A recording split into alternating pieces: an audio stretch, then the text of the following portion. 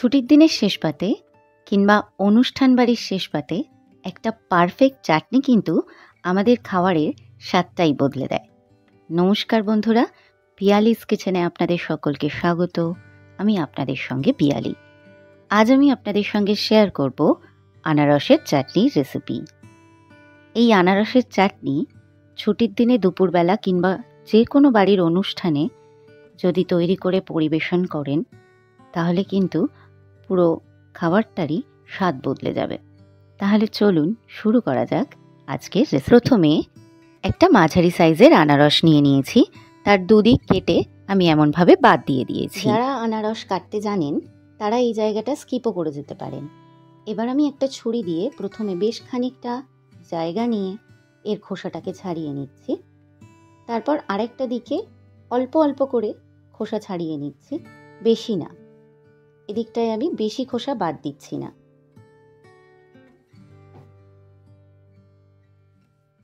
আমার ছুরি দিয়ে সুবিধা হয় বলে আমি এটা ছুরি দিয়ে কাটছি। আপনাদের যদি বটি দিয়ে কাটতে সুবিধা হয় সেক্ষেত্রে আপনারা কিন্তু বটিও ব্যবহার করতে পারেন।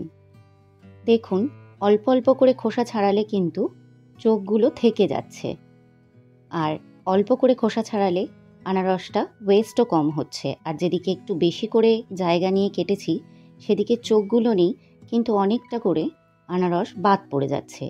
তাই আমি এখানে ওই অল্প অল্প করে খোসা ওপর দিক দিয়ে বাদ দিয়ে কেটে নিচ্ছি। তারপর আমি দেখিয়ে দেব কিভাবে এর চোখগুলোকে কেটে বাদ দিই। খোসাটা সম্পূর্ণ কেটে বাদ দেওয়ার পর দেখুন চোখগুলো কেমন এক লাইন বরাবর আছে।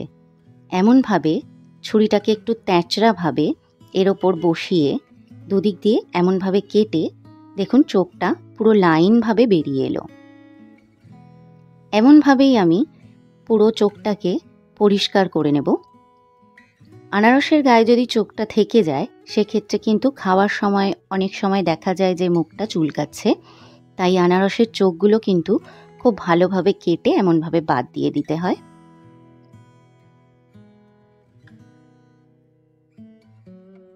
সব চোখগুলো ফেলে আমি আনারসটাকে পরিষ্কার করে নিয়েছি। দেখুন, যে দিকটা বেশি করে কেটেছিলাম সেদিকে একটুও চোখ নেই, আর যে দিকটায় কম করে কেটেছিলাম সেদিকটা আমি এমনভাবে বাদ দিয়ে দিয়েছি। এবার এর মাঝ বরাবর দুটো টুকরো করে কেটে নিলাম। 4টে টুকরো করে নেব। আর এখানে দেখিয়ে দিই, ঠিক এই মাঝখানের যে অংশটা দেখা যাচ্ছে সেটা কিন্তু আমাদের কেটে বাদ দিয়ে দিতে হবে। এটা কিন্তু খায় না।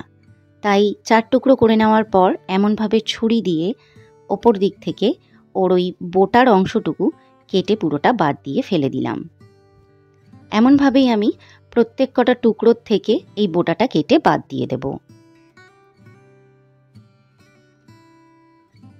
বোটাটা বাদ দিয়ে ফেলা হয়ে গেলে এই আনারসের টুকরোগুলোকে আরও ছোট ছোট টুকরো করে আমি কেটে নেব। এতে আমাদের রান্নাটা করতে সুবিধা হবে। আপনারা যদি চান সেক্ষেত্রে কিন্তু এটাকে ঘষেও নিতে পারেন, তাহলে আপনাদের করতেও সুবিধা হবে। কিন্তু আমি একটু বড় বড় সাইজের রাখতে চাই, যাতে চাটনিটা খাওয়ার সময় টুকরোগুলো মুখে পড়ে এবং সেটা খেতেও ভালো লাগে। দেখুন, আমি কেটে নিয়েছি। এবার একটা প্যান বা কড়াইয়ের মধ্যে কেটে রাখা আনারসগুলো নিয়ে নিলাম। আমি এখানে সম্পূর্ণ আনারসটা নিয়ে নিই, 4 ভাগের 3 ভাগ আনারস এখানে আছে। এবার গ্যাসের ফ্লেম অন করে এর মধ্যে আমি 1 কাপ মতো জল অ্যাড করে দিলাম। হাফ কাপ থেকে 1 কাপ জল অ্যাড করবেন, এর বেশি কিন্তু জল অ্যাড করবেন না, কারণ আনারস থেকেও কিন্তু জল বেরোবে। এবার আমাদের এই আনারসটাকে সেদ্ধ করে নিতে হবে।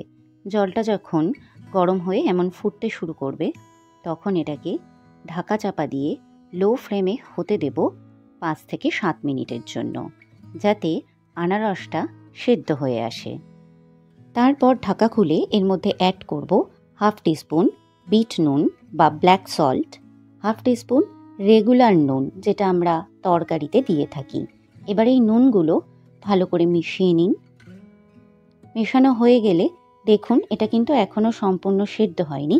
এটাকে আরও 5 থেকে 7 মিনিটের জন্য সম্পূর্ণ সেদ্ধ হওয়া পর্যন্ত ঢাকা দিয়ে সেদ্ধ করে নেব। সম্পূর্ণ সেদ্ধ হয়ে এলে এমন একটা স্ম্যাশার দিয়ে এটাকে এমনভাবে ভালো করে স্ম্যাশ করে নেব। একেবারে পেস্ট করব না, যাতে খাওয়ার সময় মুখে দানা দানা পড়ে। তেমনভাবে একটু রেখে দানা দানা রেখে এটাকে স্ম্যাশ করে নেব। যদি স্ম্যাশার না থাকে সেক্ষেত্রে হাতার পেছন দিকটা দিয়েও এমনভাবে চেপে চেপে আনারসগুলোকে ভেঙে দিতে পারেন। এটা ভাঙা হয়ে গেলে এবার এর মধ্যে অ্যাড করে দেব 1 কাপ চিনি। মিষ্টিটা আপনারা আপনাদের স্বাদ অনুযায়ী অ্যাড করতে পারেন। এবার গ্যাসের ফ্লেম হাই টু মিডিয়ামে রেখে চিনিটাকে সম্পূর্ণ রকমভাবে গলিয়ে নেব। এই চাটনিতে কিন্তু রসটাকে কোনো 1 শিরা 2 শিরা তৈরি করতে হয় না। কেমন ঝোল রাখতে চান সেই অনুযায়ী একটু জলজলা রেখে এটাকে স্টপ করতে হয়, কারণ ঠান্ডা হয়ে যাওয়ার পর এটা আরও গাঢ় হয়ে যায়। আমার চিনিটা সম্পূর্ণ গলে গেছে। এই সময় আমি এর মধ্যে অ্যাড করে দেব 1 মুঠো কিশমিশ, 1 মুঠো কাজু ও কিছুটা চেরি লম্বা লম্বা করে কেটে নিয়েছি। আপনাদের কাছে চেরি অ্যাভেলেবেল না থাকলে সেক্ষেত্রে এটা স্কিপও করে যেতে পারেন। সবশেষে এর মধ্যে অ্যাড করে দেব 1 টেবিল স্পুন লেবুর রস। লেবুর রস অ্যাড করার ফলে এটা কিন্তু একটু টক মিষ্টি খেতে হবে। এবার সবকটা উপকরণ খুব ভালোভাবে মিশিয়ে নিয়ে মিডিয়াম ফ্লেমে এটাকে আরও 2 থেকে 5 মিনিটের জন্য নাড়াচাড়া করে নিন। 2 থেকে 5 মিনিট নাড়াচাড়া করে নেওয়ার পর গ্যাসের ফ্লেম অফ করে এটাকে সম্পূর্ণ ঠান্ডা হতে দিন। সম্পূর্ণ ঠান্ডা হয়ে গেলেই আমাদের আজকের রেসিপি আনারসের চাটনি রেডি টু সার্ভ। আজকে শেয়ার করা রেসিপিটি যদি ভালো লেগে থাকে তাহলে অবশ্যই লাইক, শেয়ার ও কমেন্ট করে আমাকে জানাতে ভুলবেন না।